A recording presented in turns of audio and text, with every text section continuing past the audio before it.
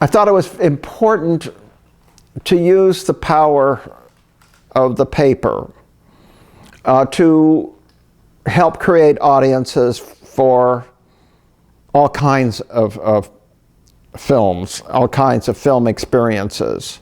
Why not, you know? It just seemed to make a richer mix. And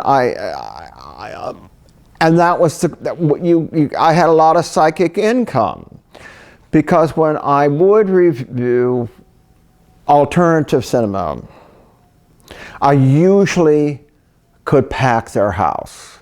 I mean, their house might be, you know, bigger than my living room, but most of the times I'm under the impression that the seats were filled if I would review it. And I thought, well, the filmmaker's gotten an audience, the audience has gotten to exposure to something that's different, and so on. And that's sort of how it all began.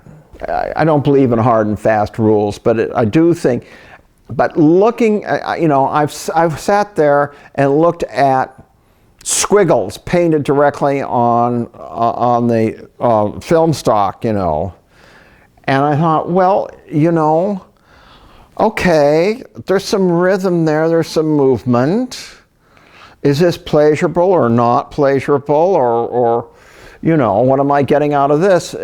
But it was very, I think more critics would benefit by being exposed to challenging material, like where the bottom line is that the filmmaker does need to give you enough dots so that you can connect them yourself, and some kind of inspiration to want to connect them in the first place. I mean, they have to give you that much information, if that's the right word, or feeling or something, to be participatory in the experience of watching the picture. But I mean, I think all this was really quite good for me, you know, as a reviewer. I mean, I don't know whether it shows up in my reviews necessarily or anything, but I mean, I think it enriched my whole appreciation and my whole approach to how I thought about movies, you know. I became a desk assistant, which was a glorified copy boy, and the editor of Opinion, which is a Sunday section, and Perspective News and Review, he said, look, you know, with your background, you should at least be on the copy desk. Let me talk to Frank Haven, the managing editor. Well,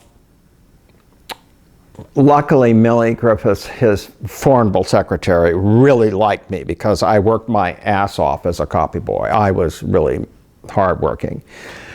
And she finally one day gave me the high sign. The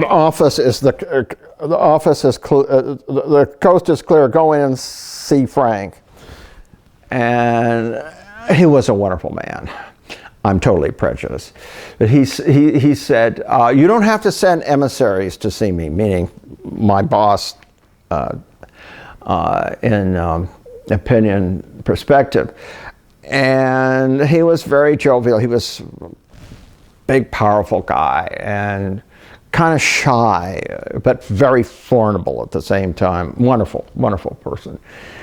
And he said, now I want you to make it clear that it doesn't matter whether your MA is from Harvard or not. It's whether you can do the job or something. And I said, Penn State instead of Harvard. And he was great. He said, well, I'll talk to Mr. Short, and he'll send you out on a test review. And if he likes it, you're in. If he doesn't, you're out. But there's no reflection on the fact that you're a very hardworking copy boy. And so Phil sent me to afternoon, as a screening to a preview of The Manchurian Candidate. And Phil said, if you can write a review a Manchurian Candidate, you can write a review of anything. And, you know, I wrote like a term paper. And all the guys, one in particular, plunged in. And they all helped me rewrite it. Because Phil said, oh, no, you take all your time. So we really had it whipped up. And he liked it, and the rest is history. I became a stringer in the calendar section, then just simply the entertainment section. And then 4 years to the day that I had started at the paper, I made staff. And I was on staff for over 40 years.